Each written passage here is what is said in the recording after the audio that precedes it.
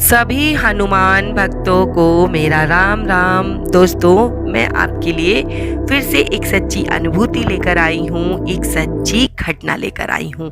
और अगर आपकी भी कोई ऐसी सच्ची अनुभूति है या कोई सच्ची घटना है जो आप मेरे साथ शेयर करना चाहते हैं तो स्क्रीन पे दिए जा रहे ईमेल एड्रेस पे मुझे मेल कर सकते हैं।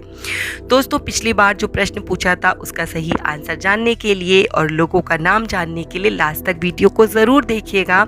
और आज का मेरा प्रश्न ये है कि बागेश्वर धाम सरकार जो है हनुमान जी का मंदिर वो कहाँ पे स्थित है।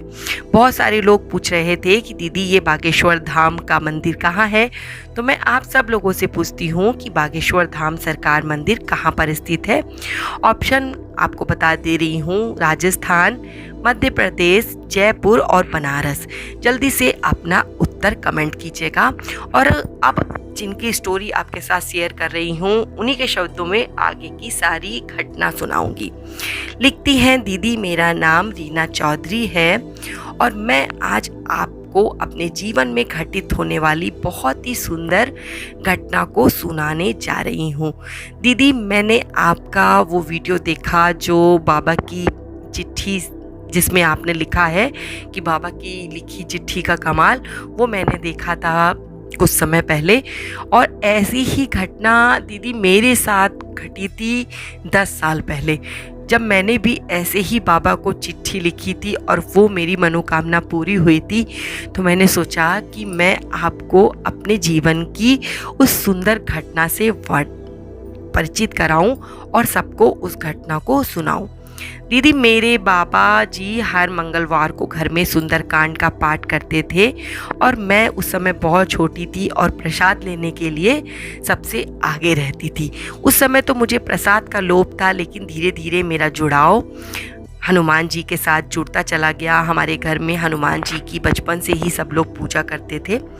और मेरे बाबा के कमरे में दीदी एक बहुत बड़ी हनुमान जी की फ़ोटो थी। तो मैं जब छोटी थी तो उस फ़ोटो के पीछे जो मुझे पैसे मिलते थे या जो भी कुछ खाने पीने की चीज़ें जिन्हें मैं अपने दीदी और भैया से छुपाना चाहती थी वो छुपा कर रख देती थी, क्योंकि फ़ोटो के पीछे कोई भी नहीं ढूंढता था और वो चीज़ मेरी बच जाती थी। तो मुझे लगता था कि बाबा ने मेरी चीज़ को सुरक्षित रखा और मुझे विश्वास भी रहता था बाबा के ऊपर कि मेरी वो चीज़ कहीं नहीं जाएगी। बचपना था उस समय। दीदी, मेरे पिताजी सरकारी टीचर थे और हमें ज़्यादातर समय गांव में ही बिताना पड़ा।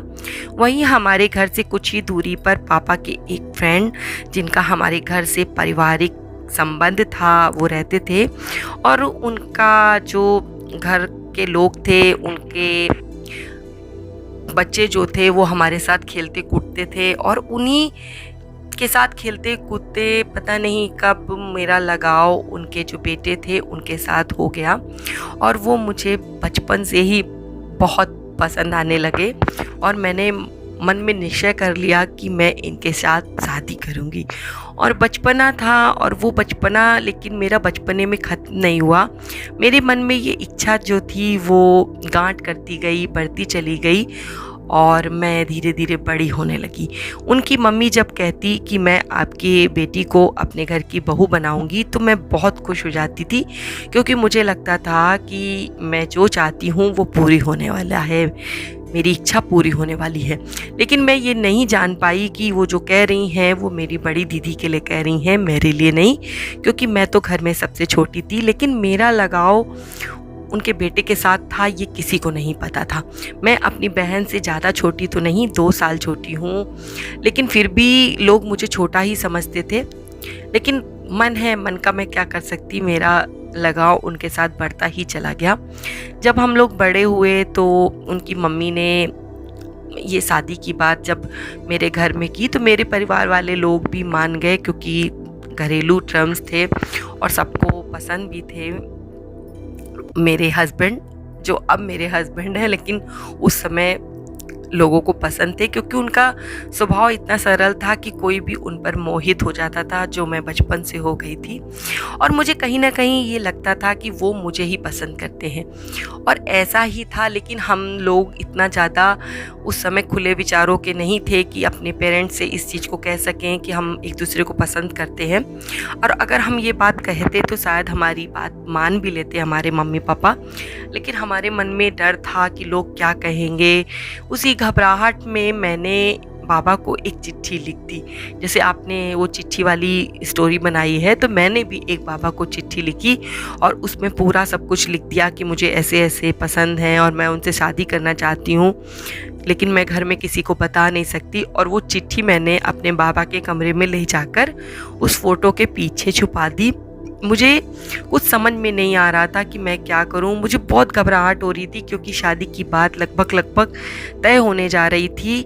मेरी हिम्मत नहीं हो रही थी और ना ही उनकी हिम्मत हो रही थी कि वो जाकर अपने मम्मी पापा से कहें कि मैं रीना के साथ शादी करना चाहता हूँ। नहीं हो पा रहा था। मैंने वो पर्ची रख दी और मुझे पता नहीं क्या हुआ कि धीरे धीरे मेरे अंदर डर हो गया, या घबराहट से मुझे फीवर होने लगा। दीदी मुझे टाइफाइड हो गया, वीकनेस होने लगी।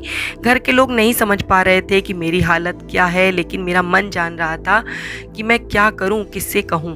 आपको एक चमत्कार की बात बता रही हूँ कि वो फ़ोटो जो है वो कोई भी उस कमरे में जाकर साफ़ सफाई ऐसे नहीं करता है, क्योंकि वो बहुत बड़ी प्रतिमा है दीदी, जो सुंदरकांड वगैरह में नहीं लगाई जाती है। बहुत बड़ी सी प्रतिमा, वो जल्दी कोई उतार भी नहीं पाता है और उसकी कोई जल्दी सफाई भी नहीं करता था। बाबा जी ही सब कुछ करते थे।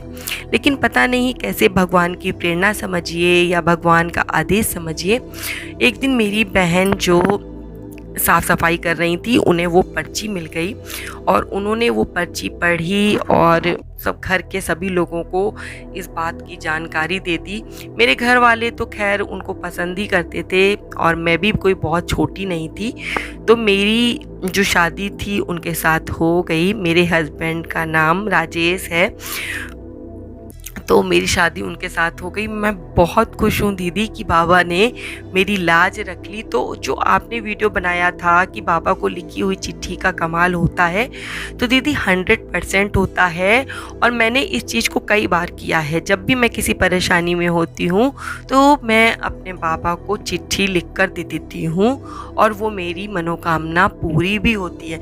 अब आप ही समझिए कि मैंने वो छोटा सा पर्चा इतनी बड़ी फ़ोटो के पीछे एकदम चिपका के रखा था कि केवल बाबा ही उसे पढ़ सकें। मैं केवल बाबा को बताना चाहती थी, लेकिन वो पर्ची मेरी बहन को न जाने कैसे मिल गई।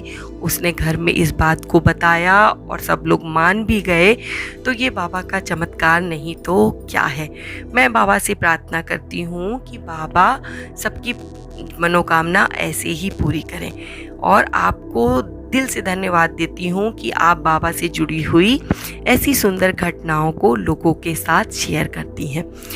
तो रीना जी, आपको बहुत बहुत धन्यवाद जो आपने अपने जीवन की इतनी सुंदर घटना हमारे साथ शेयर की। और मैं बाबा से प्रार्थना करती हूँ, लेकिन बाद में पहले बता देती हूँ उन लोगों के नाम जिन्होंने मुझे सही आंसर भेजा था। तो दोस्तों, सही आंसर था राम रक्षा स्तोत्र। राम रक्षा स्तोत्र की रचना तुलसीदास जी ने नहीं की है। सबसे पहला नाम लेना चाहूँगी हितेश मेनारिया जी का, लावा कुमार साहू जी, विमला जी, सोनाली गर्ग जी, सुजाता चक्रवर्ती जी। आप सभी लोगों को बहुत बहुत बधाई देना चाहती हूँ और बाबा से प्रार्थना करती हूँ कि बाबा मेरे जो भी आपकी सच्चे दिल से प्रार्थना करे, सच्चे दिल से पुकारे, आप उसकी मदद ज़रूर कीजिए। इसी के साथ जय श्री राम, जय बाबा की।